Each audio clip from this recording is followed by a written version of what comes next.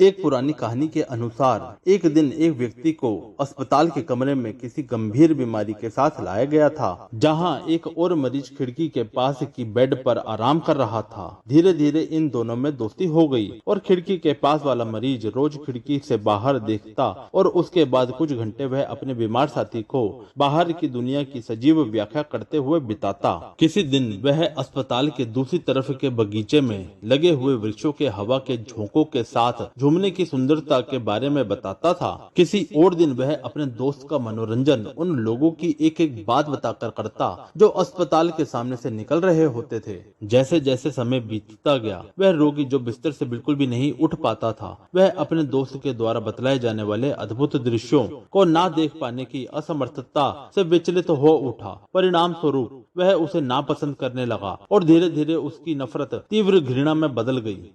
एक रात को खिड़की के पास वाले मरीज को खांसी का दौरा पड़ा और उसने सांस लेना बंद कर दिया। सहायता बुलाने के लिए बटन दबाने के बजाय दूसरा मरीज पड़ा रहा और उसके बाद दूसरी सुबह वह रोगी जिसने अपने मित्र को खिड़की से झांकते हुए अद्भुत दृश्यों का ब्यौरा देकर बहुत सी खुशी दी थी, उसको मृत घोषित कर दिया गया और अस्पताल के उस कमरे से बाहर भेज दिया गया।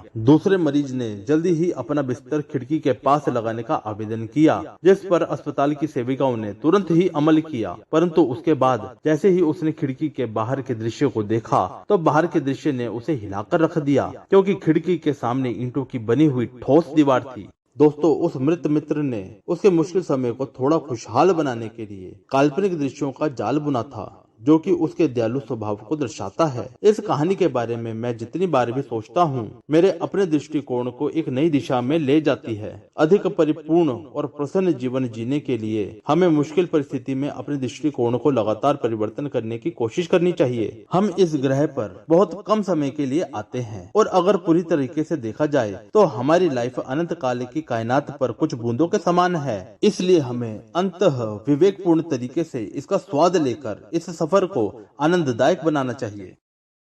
एक डॉक्टर जल्दी जल्दी अस्पताल में एक आवश्यक ऑपरेशन के लिए आता है। उसने अपने कपड़े बदले और तुरंत ऑपरेशन ब्लॉक में चला गया। उसने देखा कि लड़के के पिता हॉल में चक्कर लगा रहे हैं। डॉक्टर को देखते ही लड़के के पिता भड़क उठे और डॉक्टर से बोले कि आपको आने में इतनी देरी क्यों लगी?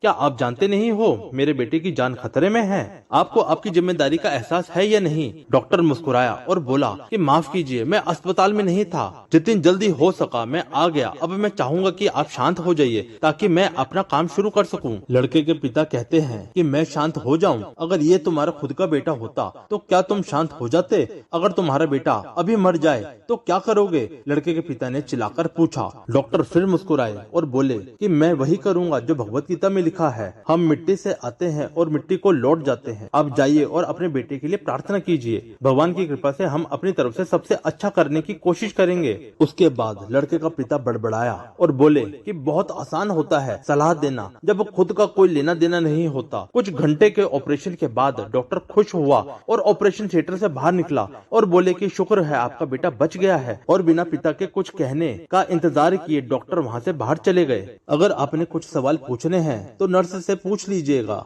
नर्स को वहां आते देख पिता ने नर्स से पूछा कि ये इतना घमंडी क्यों है कि ये कुछ देर के लिए यहाँ रुक नहीं सकता था कि मैं इनसे अपने बेटे का हाल जान सकूं।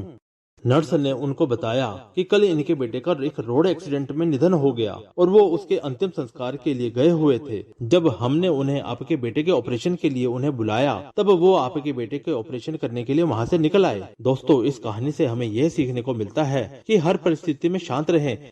दोस्तों, ये कहानी है दो भाइयों की। उनमें से एक नशीली दवाओं का आदी था और अपने परिवार के लोगों को अक्सर पीटा करता था, जबकि दूसरा काफी सफल व्यापारी था। वह समाज में सम्मानित था और उसका एक अच्छा परिवार था। एक ही माँ बाप द्वारा पले गए, एक ही माहौल में पले बड़े दो भाई एक दूसरे से इतने अलग कैसे हो गए? पहले भाई से पूछा गया कि आप यह सब क्यों करते हैं? आप नशीली दवाओं के आदी हैं, शराबी हैं और अपने परिवार के लोगों को पीटते हैं। आपको यह सब करने की प्रेरणा कहाँ से मिलती है? उसने जवाब दिया, मेरे पिता से। वो नशीली दवाओं के आदी थे, शराबी थे और अपने परिवार के लोगों को हर दिन पीटा करते थे। तो फिर क्या आप मुझसे बनने की उम्मीद करते हैं? उन्हीं वजहों से मैं ऐसा इंसान बन गया हूँ। जब दूसरे भाई से पूछा गया तो आपकी प्रेरणा का स्रोत क्या है?